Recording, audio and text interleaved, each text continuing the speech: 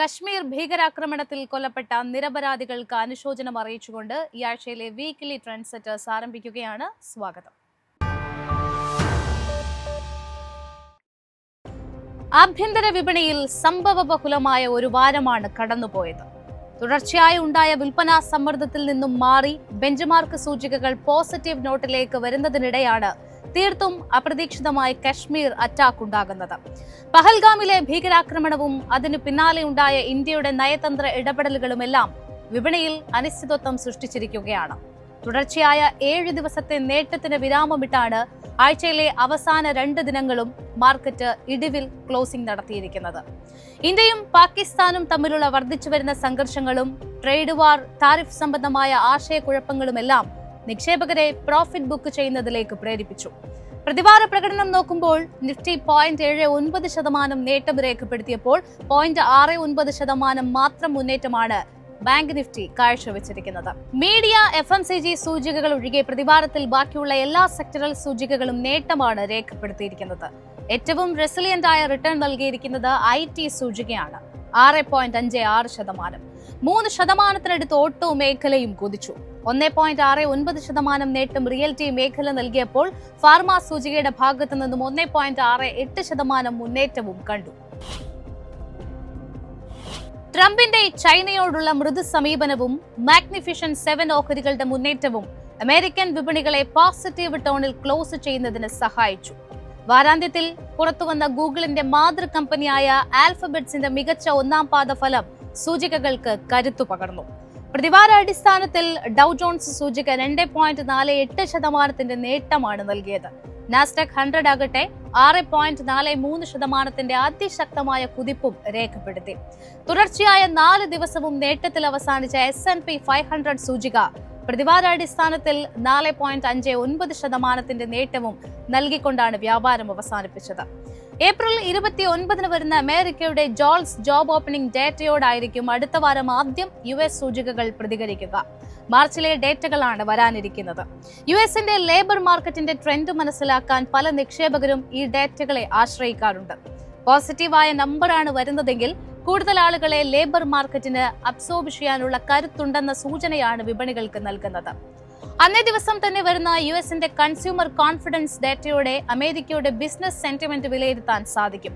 തുടർന്ന് April 30 PCE, core PCE ഡാറ്റകളും എത്തും. പലിശ നിരക്ക് തീരുമാനിക്കാൻ ഫെഡറൽ റിസർവ് ഏറ്റവും കൂടുതൽ ആശ്രയിക്കുന്ന റിയൽ ടൈം ഡാറ്റയാണിത്.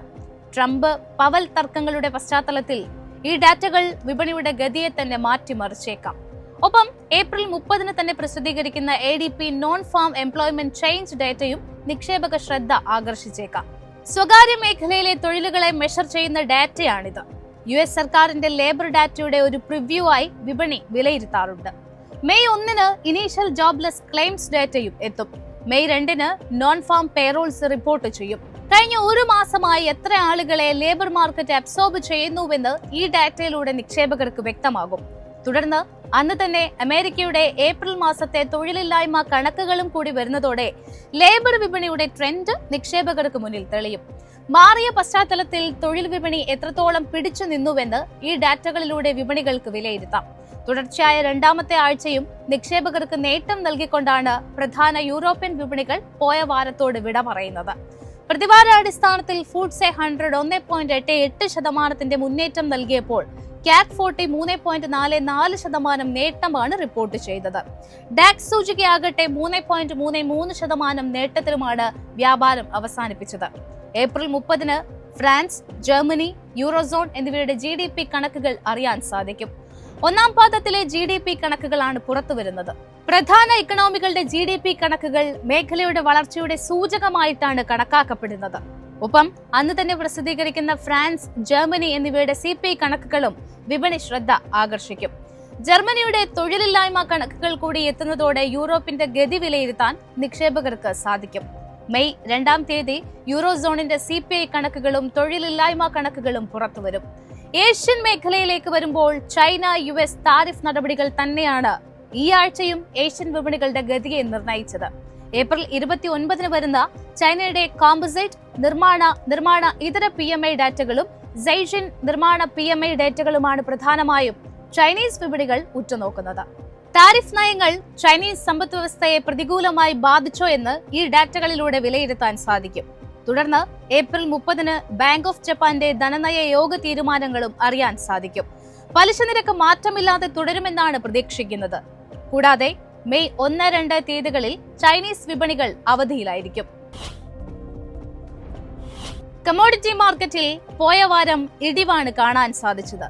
ബ്രന്റ് ക്രൂഡ് വാരാന്ത്യത്തിൽ 1.54% ഇടിവിൽ ബാരലിന് $65.79 എന്ന നിലയിലാണ് വ്യാപാരം അവസാനിപ്പിച്ചത്. സമാനമായി WTI ക്രൂഡ് പ്രതിവാരാടിസ്ഥാനത്തിൽ 1.18% ഇടിവിൽ ബാരലിന് $62.74 എന്ന നിലയിലും വ്യാപാരം അവസാനിപ്പിച്ചു. മെയ് മുതൽ ഒപെക് പ്ലസ് രാജ്യങ്ങൾ അവരുടെ ഓയിൽ പ്രൊഡക്ഷൻ 3 മടങ്ങ് വർദ്ധിപ്പിക്കുമെന്ന വാർത്തയാണ് ക്രൂഡ് വിലയെ ഇടിവിലേക്ക് നയിച്ചത്. ടെക്നിക്കൽ സൈഡിൽ ബ്രന്റ് ക്രൂഡിന്റെ ആദ്യ സപ്പോർട്ട് $64.9 തുടർന്ന് $64.01 അപ്സൈഡിലേക്ക് വരുമ്പോൾ $66.42 ആദ്യ റെസിസ്റ്റൻസ്. ഇത് മറികടക്കാൻ സാധിച്ചാൽ $67.05 റെസിസ്റ്റൻസായി ആക്ട് ചെയ്യും. ടെക്നിക്കൽ സൈഡിൽ WTI ക്രൂഡിന്റെ ആദ്യ സപ്പോർട്ട് വരുന്നത് $61.84 തുടർന്ന് $60.95 $60.3 നിലയിലും സപ്പോർട്ട് പരിഗണിക്കാവുന്നതാണ്. മറുവശത്ത് $63.38 ആദ്യ റെസിസ്റ്റൻസ് പ്രതീക്ഷിക്കാം. ഈ ഒരു ലെവൽ മറികടക്കാൻ സാധിച്ചാൽ $64.03 തുടർന്ന് $64.92 ലെവലുകളും റെസിസ്റ്റൻസായി ആക്ട് ചെയ്യും. സ്വർണ്ണവിലയിലേക്ക് വന്നാൽ പ്രതിവാരാടിസ്ഥാനത്തിൽ 0.24% ഇടിവോടെ ട്രോയ് ഔൺസിന് $3,318.76 വ്യാപാരം അവസാനിപ്പിച്ചത്. അമേരിക്ക ചൈന വ്യാപാര യുദ്ധത്തിന് ശമനം ഉണ്ടാകുന്നതാണ് മുൻ ആഴ്ചകളിൽ നേട്ടത്തിൽ അവസാനിച്ച സ്വർണ്ണവില ഈ വാരം ഇടിവിലേക്കെത്താൻ കാരണമായത്. ടെക്നിക്കൽ സൈഡിൽ ഗോൾഡിന്റെ ആദ്യ സപ്പോർട്ട് $3,381.29 തുടർന്ന് ട്രോയ് ഔൺസിന് $3,414.35 അപ്സൈഡിലേക്ക് വരുമ്പോൾ $3,301.47 ആദ്യ റെസിസ്റ്റൻസ് പ്രതീക്ഷിക്കാം. ഈ ഒരു ലെവൽ മറികടക്കാൻ സാധിച്ചാൽ $3,254.71 എന്ന നില റെസിസ്റ്റൻസായി ആക്ട് ചെയ്യും. ഇന്ത്യൻ രൂപ പ്രതിവാരാടിസ്ഥാനത്തിൽ 0.06% ഇടിവിൽ 85.36 എന്ന ലെവലിലാണ് വ്യാപാരം അവസാനിപ്പിച്ചത്. പോയ വാരം വിദേശ ആഭ്യന്തര നിക്ഷേപ സ്ഥാപനങ്ങൾ നെറ്റ് ബൈയിങ് ആയിരുന്നു നടത്തിയത്. തുടർച്ചയായി 8ാം ദിവസമാണ് വിദേശ നിക്ഷേപ സ്ഥാപനങ്ങൾ അറ്റവാങ്ങൽ രേഖപ്പെടുത്തുന്നത്. FIIകൾ 17,796.36 കോടി രൂപയുടെ നിക്ഷേപവും DIIകൾ 1,131.81 കോടി രൂപയുടെ നിക്ഷേപവുമാണ് നടത്തിയത്. ഏപ്രിലിൽ ഇതുവരെ 22,249.47 കോടിയുടെ അറ്റ നിക്ഷേപമാണ് ആഭ്യന്തര നിക്ഷേപ സ്ഥാപനങ്ങൾ നടത്തിയത്. FIIകൾ 2,175.26 കോടിയുടെ നെറ്റ് സെല്ലിംഗ് ആയിരുന്നു ഇക്കാലയളവിൽ നടത്തിയത്. ഏപ്രിൽ 21 ഇൻഫ്രാസ്ട്രക്ചർ ഔട്ട്പുട്ട് ഡേറ്റകളാണ് പോയ വാരത്തിൽ റിപ്പോർട്ട് ചെയ്തത്. മാർച്ചിൽ ഇന്ത്യയുടെ ഇൻഫ്രാസ്ട്രക്ചർ ഔട്ട്പുട്ട് 3.8% വാർഷിക വളർച്ച രേഖപ്പെടുത്തി. മാർച്ചിൽ സിമന്റ് ഉൽപാദനം 11.6% വർദ്ധിച്ചപ്പോൾ സ്റ്റീൽ ഉൽപാദനം 7.1% നേട്ടവും കൈവരിച്ചു. കൽക്കരി ഉൽപാദനം 2025 മാർച്ചിൽ കഴിഞ്ഞ വർഷത്തെ ഇതേ കാലയളവിനെ അപേക്ഷിച്ച് 1.6% വർധനവ് രേഖപ്പെടുത്തി. 2024 മാർച്ചിനെ അപേക്ഷിച്ച് 2025 മാർച്ചിൽ ക്രൂഡ് ഓയിൽ ഉൽപാദനം 1.9% കുറഞ്ഞു. ഫെബ്രുവരിയിലെ 1.7% വളർച്ചയുമായി താരതമ്യപ്പെടുത്തുമ്പോൾ കൽക്കരി ഉൽപാദനം 1.6% വാർഷിക വളർച്ചയാണ് രേഖപ്പെടുത്തിയിരിക്കുന്നത്. വൈദ്യുതി ഉൽപാദനമാകട്ടെ മാർച്ചിൽ 6.2% വർധനവും പ്രകടമാക്കി. 2024-25 സാമ്പത്തിക വർഷത്തിലെ ഇൻഫ്രാസ്ട്രക്ചർ ഔട്ട്പുട്ട് ഉൽപാദനം 4.4% വർദ്ധിച്ചു. April 23 S&P global manufacturing service PMI കണക്കുകളും പ്രഖ്യാപിച്ചു. മാനുഫാക്ചറിംഗ് PMI ഒരു വർഷത്തെ ഏറ്റവും ഉയർന്ന നിലയായ 58.4 ഉയർന്നു. സർവീസ് PMIയും മികച്ച വളർച്ച കൈവരിച്ചു. സൂചിക 4 മാസത്തെ ഏറ്റവും ഉയർന്ന നിലയായ 59.1 വരുന്ന വാരം ഏപ്രിൽ 28 മാർച്ചിലെ ഇൻഡസ്ട്രിയൽ പ്രൊഡക്ഷൻ കണക്കുകൾ എത്തും. അന്ന് തന്നെ മാനുഫാക്ചറിംഗ് ഔട്ട്പുട്ട് ഡാറ്റയും റിപ്പോർട്ട് ചെയ്യും. ബാങ്ക് ലോൺ ഡെപ്പോസിറ്റ് കണക്കുകളും അന്നേ ദിവസം തന്നെയാണ് പുറത്തുവരുന്നത്.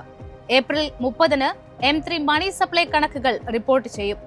May 2 ഏപ്രിലിലെ S&P global manufacturing PMI കണക്കുകൾ പ്രഖ്യാപിക്കും. മാർച്ചിലെ 58.1 നിന്നും 58.4 കണക്കുകൾ ഉയരുമെന്നാണ് അനുമാനിക്കപ്പെടുന്നത്.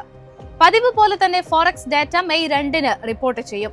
ഏപ്രിൽ 18-ന് അവസാനിച്ച ആഴ്ചയിൽ ഇന്ത്യയുടെ വിദേശ നാണ്യ കരുതൽ ശേഖരം $8 ബില്യൺ ഉയർന്ന് 6 മാസത്തെ ഏറ്റവും ഉയർന്ന നിരക്കായ $686 ബില്യൺ സ്വർണ്ണ ശേഖരത്തിലും വിദേശ കറൻസി ആസ്തികളിലും ഉണ്ടായ വർധനവ് കരുതൽ ശേഖരം ഉയരാൻ കാരണമായി. പോയ വാരം സ്വർണ്ണ ശേഖരം $4.5 ബില്യൺ വർധനവായിരുന്നു റിപ്പോർട്ട് ചെയ്തത്. കോർപ്പറേറ്റ് തലത്തിൽ പ്രധാനപ്പെട്ട കമ്പനികളായ HCL technologies, Reliance industries, Bajaj housing finance, axis bank, Nestle India, Maruti Suzuki എന്നിവയുടെ പാദഫലങ്ങളായിരുന്നു വിപണിയുടെ ഗതിയെ സ്വാധീനിച്ചത്. തുടർച്ചയായ 2ാം വർഷവും HCL ടെക് പിയർ കമ്പനികളെ അപേക്ഷിച്ച് മികച്ച വളർച്ചയാണ് രേഖപ്പെടുത്തിയത്. 2025 സാമ്പത്തിക വർഷത്തിന്റെ റവന്യൂ ഗൈഡൻസ് അനുസരിച്ച് സ്ഥിരമായ കറൻസിയിൽ 4.7% വരുമാന വളർച്ചയും 18.3% എബിറ്റ് മാർജിനും കമ്പനിക്ക് കൈവരിക്കാൻ സാധിച്ചു. ലാഭത്തിൽ 8.05% ഉയർച്ചയാണ് കമ്പനി രേഖപ്പെടുത്തിയിരിക്കുന്നത്. വരുമാനത്തിലാകട്ടെ 6.13% മുന്നേറ്റവും കമ്പനി കാഴ്ചവെച്ചു. കൂടാതെ 18 രൂപ ഇടക്കാല ലാഭവിഹിതവും കമ്പനി ബോർഡ് പ്രഖ്യാപിച്ചു. വിപണി മൂലധനത്തിൽ ഇന്ത്യയിലെ ഏറ്റവും വലിയ കമ്പനിയായ റിലയൻസ് ഇൻഡസ്ട്രീസ് ലിമിറ്റഡ് 4ാം പാദഫലങ്ങൾ പ്രഖ്യാപിച്ചപ്പോൾ നെറ്റ് പ്രോഫിറ്റിൽ 2% വർധനവോടെ 19,407 കോടി രൂപയാണ് രേഖപ്പെടുത്തിയത്. കൂടാതെ 5.5 എന്ന നിലയിൽ ലാഭവിഹിതവും കമ്പനി പ്രഖ്യാപിച്ചു. 4ാം പാദഫലങ്ങൾ പുറത്തുവിട്ട NBFC മേഖലയിൽ നിന്നുള്ള ബജാജ് ഫിനാൻസിനെ സംബന്ധിച്ചിടത്തോളം അറ്റാദായത്തിൽ 53% മികച്ച വർധനവാണ് രേഖപ്പെടുത്തിയത്. 586.68 കോടിയിലെത്തി അറ്റാദായം. കഴിഞ്ഞ വർഷം ഇതേ കാലയളവിലെ 381.34 കോടി എന്നുള്ള നിലയിൽ നിന്നും കൃത്യമായ മുന്നേറ്റം രേഖപ്പെടുത്താൻ കമ്പനിക്ക് സാധിച്ചിട്ടുണ്ട്. പ്രവർത്തനങ്ങളിൽ നിന്നുള്ള ആകെ വരുമാനം 26% വർധനവും രേഖപ്പെടുത്തി. സ്വകാര്യ മേഖലയിലെ മുൻനിര ബാങ്കായ ആക്സിസ് ബാങ്കിന്റെ മാർച്ച് പാദത്തിലെ അറ്റാദായം നേരിയ തോതിൽ കുറഞ്ഞ് 7,117.5 കോടിയായി. കൂടാതെ ഓഹരിയൊന്നിന് 1 രൂപ എന്നുള്ള നിരക്കിൽ കമ്പനി അന്തിമ ലാഭവിഹിതവും പ്രഖ്യാപിച്ചിട്ടുണ്ട്. മാർച്ച് പാദത്തിൽ നെസ്ലെ ഇന്ത്യയുടെ അറ്റാദായം വാർഷികാടിസ്ഥാനത്തിൽ 5.2% കുറഞ്ഞ് 885 കോടി രൂപയായി. എന്നിരുന്നാലും വരുമാനം 4.5% ഉയർച്ച പ്രകടമാക്കിയിട്ടുണ്ട്. മാരുതി സുസുക്കി ഇന്ത്യയുടെ മാർച്ച് പാദത്തിലെ സംയോജിത അറ്റാദായത്തിൽ വാർഷികാടിസ്ഥാനത്തിൽ 1% ഇടിവാണ് കാണാൻ സാധിച്ചത്. കഴിഞ്ഞ വർഷം ഇതേ കാലയളവിൽ ഇത് 3,952 കോടിയായിരുന്നു. എന്നാൽ ഇത്തവണ 3,911 കോടി രൂപയാണ് റിപ്പോർട്ട് ചെയ്തിരിക്കുന്നത്. ഇടിവുണ്ടായിരുന്നിട്ടും ലാഭം സ്ട്രീറ്റ് എസ്റ്റിമേറ്റുകളെ മറികടന്നു. വരുന്ന വാരത്തിൽ നിർണായകമായ ഒരുപിടി കമ്പനികളുടെ പാദഫലങ്ങളാണ് വിപണി ശ്രദ്ധയാകർഷിക്കുക. 28-ാം തീയതിയാണ് UltraTech cement, Adani green energy, Oberoi realty, Adani total gas, TVS motor, Castrol India എന്നീ കമ്പനികളുടെ റിസൾട്ടുകൾ വരുന്നത്. കേശോറാം ഇൻഡസ്ട്രീസും ഇന്ത്യ സിമന്റ്സും ഏറ്റെടുക്കുന്നതിലൂടെ അൾട്രാടെക് സിമന്റിന് നേട്ടമുണ്ടാകുമെന്നാണ് പ്രതീക്ഷിക്കുന്നത്. എന്നിരുന്നാലും പുതിയതായി സംയോജിപ്പിച്ച ഈ ബിസിനസ്സുകളിൽ നിന്നുള്ള വരുമാനം കുറവായതിനാൽ ലാഭവിഹിതം പരിമിതമായേക്കാം.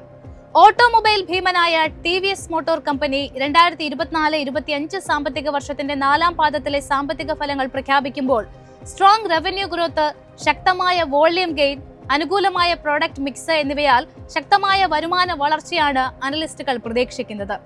29-ാം തീയതി റിസൾട്ടുകൾ പ്രഖ്യാപിക്കുന്ന കമ്പനികൾ Bajaj finance, Bajaj Finserv, trend, Ambuja cement, Bharat petroleum എന്നീ കമ്പനികളാണ്. 4ാം പാദത്തിൽ ബജാജ് ഫിൻസർവ് സ്റ്റേബിളോ അതല്ലെങ്കിൽ നേരിയ തോതിൽ പോസിറ്റീവായ പ്രകടനമായിരിക്കും കാഴ്ചവെക്കുന്നത് എന്നാണ് സ്ട്രീറ്റ് എസ്റ്റിമേറ്റ് ചെയ്യുന്നത്. മൊത്തത്തിലുള്ള ടോൺ ശുഭാപ്തി വിശ്വാസത്തോടെയാണ് മാർക്കറ്റ് പ്രതീക്ഷിക്കുന്നത്. ബജാജ് ഫിനാൻസിന്റെ പാദഫലത്തിൽ വരുമാനത്തിന് പുറമെ ഓഹരി ഉടമകൾക്ക് ലാഭവിഹിതം നൽകുന്നതും പരിഗണിക്കുമെന്ന് കമ്പനി അറിയിച്ചിട്ടുണ്ട്. 30-ാം തീയതി പാദഫലങ്ങൾ പ്രഖ്യാപിക്കുന്ന കമ്പനികളിൽ പ്രമുഖർ അദാനി പവർ, വരുൺ ബിവറേജസ് എന്നിവയാണ്. FMCGയിൽ നിന്നുള്ള മാരിക്കോ റിസൾട്ടുകൾ എത്തുന്നത് മെയ് 2-നായിരിക്കും. മാരിക്കോയുടെ 4ാം പാദ വരുമാന വളർച്ച പ്രതീക്ഷിച്ചതിലും കൂടുതലാകാമെന്നാണ് മോർഗൻ സ്റ്റാൻലി ഉൾപ്പെടെയുള്ള ബ്രോക്കറേജുകൾ പ്രതീക്ഷിക്കുന്നത്. പ്രൈമറി മാർക്കറ്റിലേക്ക് വന്നാൽ 2 മാസങ്ങൾക്കിപ്പുറമാണ് മെയിൻ ബോർഡിൽ നിന്നും ഒരു കമ്പനി IPOയ്ക്ക് എത്തുന്നത്. എയ്തർ എനർജി ലിമിറ്റഡ് ആണ് കമ്പനി. 2013-ൽ സ്ഥാപിതമായ company electric 2 wheelers, integrated product ecosystem, charging infrastructure and smart accessories എന്നിവ നിർമ്മിക്കുന്നതിലാണ് ശ്രദ്ധ കേന്ദ്രീകരിച്ചിരിക്കുന്നത്. IPOയിലൂടെ കമ്പനി സമാഹരിക്കാൻ ലക്ഷ്യമിടുന്നത് 2,980.76 കോടി രൂപയാണ്. ഏപ്രിൽ 28-ന് ഓപ്പൺ ആകുന്ന കമ്പനിയുടെ IPO സബ്സ്ക്രിപ്ഷൻ അവസാനിക്കുന്നത് 30-ാം തീയതിയാണ്. പ്രൈസ് ബാൻഡ് നിശ്ചയിച്ചിരിക്കുന്നത് 304 രൂപ മുതൽ 321 രൂപ വരെയാണ്. മെയ് 6-നായിരിക്കും കമ്പനി ലിസ്റ്റ് ചെയ്യപ്പെടുക. പല ദിവസങ്ങളായി തുടർന്ന പോസിറ്റീവ് മൂവ്മെന്റിന് ശേഷം ചെറിയ വീക്ക്നെസ് രേഖപ്പെടുത്തുന്ന നിഫ്റ്റിയെയാണ് ആഴ്ചയിലെ അവസാന 2 ദിനങ്ങൾ നിക്ഷേപകർ കണ്ടത്. ആഴ്ചയിലെ അവസാന ദിനമായ വെള്ളിയാഴ്ച മോർണിംഗ് സെഷനിൽ നിഫ്റ്റി പോസിറ്റീവ് ബൈസോടെ ആരംഭിച്ചെങ്കിലും പിന്നീട് 200 പോയിന്റോളം കുറഞ്ഞ് 0.86% ഇടിവോടെയാണ് സൂചിക ക്ലോസ് ചെയ്തിരിക്കുന്നത്. ഡെയിലി ചാർട്ടുകളിൽ ഒരു ഷൂട്ടിംഗ് സ്റ്റാർ പാറ്റേൺ ഫോർമേഷനും അതോടൊപ്പം ഇന്ത്യ വിക്സ് വർദ്ധിക്കുന്നതും ഒരു കൺസേൺ ആണെന്നും അതുകൊണ്ട് നിക്ഷേപകരും ട്രേഡർമാരും ഒരുപോലെ കോഷ്യസ് സ്റ്റാൻഡ് സ്വീകരിക്കണമെന്നുമാണ് വിദഗ്ധർ പറയുന്നത്. നിഫ്റ്റി 24,100-ന് താഴെ സസ്റ്റെയിൻ ചെയ്യുകയാണെങ്കിൽ കറക്ഷൻ വേവ് തുടർന്നേക്കാമെന്നാണ് കോട്ടക് സെക്യൂരിറ്റീസിലെ അനലിസ്റ്റായ അമോൽ അഥവാല പറയുന്നത്. അതുകൊണ്ട് വരും സെഷനുകളിൽ ഒരു ബെയറിഷ് റിവേഴ്സൽ ആണ് സംഭവിക്കുന്നതെങ്കിൽ 23,800 മുതൽ 23,700 സൂചികയുടെ സപ്പോർട്ടും ഇത് ബ്രേക്ക് ചെയ്താൽ 200-ഡേ EMA ആയ 23,400 വരെ സെല്ലിംഗ് പ്രഷർ ഉണ്ടായേക്കാമെന്നും അദ്ദേഹം പറയുന്നു. അതേസമയം അപ്സൈഡിൽ 24,300 മുതൽ 24,500 റെസിസ്റ്റൻസ് ആയി പരിഗണിക്കാമെന്നും അദ്ദേഹം കൂട്ടിച്ചേർത്തു. നിഫ്റ്റിയുടെ അണ്ടർലൈൻ ട്രെൻഡ് പോസിറ്റീവ് ആണെങ്കിൽ പോലും ഇന്ത്യ പാകിസ്ഥാൻ തമ്മിലുള്ള ജിയോ പൊളിറ്റിക്കൽ ടെൻഷൻസ് കാരണം നേരത്തെ ഉണ്ടായ റാലി ബ്രേക്കായി എന്നാണ് SBI സെക്യൂരിറ്റീസിലെ അനലിസ്റ്റുകൾ പറയുന്നത്. ഡെയിലി വീക്ക്ലി ബേസിസിൽ സൂചിക അപ്പർ ലെവലുകളിൽ സെല്ലിംഗ് പ്രഷർ നേരിടുന്നുവെന്നും അവർ പറയുന്നു. ടെക്നിക്കൽ പെർസ്പെക്റ്റീവ് RSI താഴേക്ക് നീങ്ങുന്നതും MACD ഹിസ്റ്റോഗ്രാം വീക്ക് ആയത് കാരണം നിഫ്റ്റിയുടെ ഓവറോൾ ബുള്ളിഷ് മൊമെന്റം വീക്ക് ആണെന്നും അവർ കൂട്ടിച്ചേർത്തു. ഇവിടെ നിന്നും നിഫ്റ്റി ഡയറക്ഷൻ മാറ്റിയാൽ 23,800 മുതൽ 23,750 സൂചികയുടെ സപ്പോർട്ടായും റെസിസ്റ്റൻസ് 24,350 മുതൽ 24,380 ആയി പരിഗണിക്കാമെന്നും അനലിസ്റ്റുമാർ പറയുന്നു. ബാങ്ക് നിഫ്റ്റിയുടെ കേസിൽ നിഫ്റ്റിയെ അപേക്ഷിച്ച് ഒരു അണ്ടർ പെർഫോമൻസ് ആണ് കാണാൻ സാധിച്ചത്.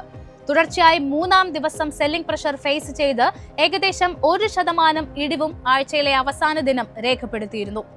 ലക്ഷ്മി ശ്രീ ഇൻവെസ്റ്റ്മെന്റിലെ അനലിസ്റ്റായ അൻഷുൽ ജെയിൻ പറയുന്നത് വെള്ളിയാഴ്ചയിലെ ലോ പോയിന്റ് ആയ 54,175 ബാങ്ക് നിഫ്റ്റിയുടെ കീ സപ്പോർട്ടാണെന്നും 55,300 മുതൽ 55,700 റെസിസ്റ്റൻസ് ആയി പരിഗണിക്കാമെന്നും അദ്ദേഹം പറഞ്ഞു വെക്കുന്നു. മഹാരാഷ്ട്ര ദിനം പ്രമാണിച്ച് മെയ് 1 വിപണിക്ക് അവധിയായതിനാൽ 4 ട്രേഡിംഗ് ദിനങ്ങളുള്ള ആഴ്ചയിലേക്കാണ് കടക്കുന്നത്. ക്വാർട്ടർലി റിസൾട്ടുകൾക്കപ്പുറം വർദ്ധിച്ചുവരുന്ന ഇന്ത്യ പാക് യുദ്ധഭീതി തന്നെയാണ് വിപണിയുടെ ഗതിയെ നിർണ്ണയിക്കുക. അതിർത്തിയിലെ സംഘർഷങ്ങൾ രൂക്ഷമായാൽ മാർക്കറ്റിൽ ബയേഴ്സിന്റെ ആധിപത്യം വർദ്ധിക്കും. അതുകൊണ്ട് തന്നെ ഒരു ജാഗ്രതാ സമീപനമാണ് അനിവാര്യം. മാർക്കറ്റിന്റെ കൂടുതൽ അപ്ഡേറ്റ്സും എക്സ്പേർട്ട് ഒപ്പീനിയനും ഒക്കെ ആയിട്ട് തിങ്കളാഴ്ച രാവിലെ 8:30 മാർക്കറ്റ് പ്ലസിൽ കാണാം. നന്ദി, നമസ്കാരം.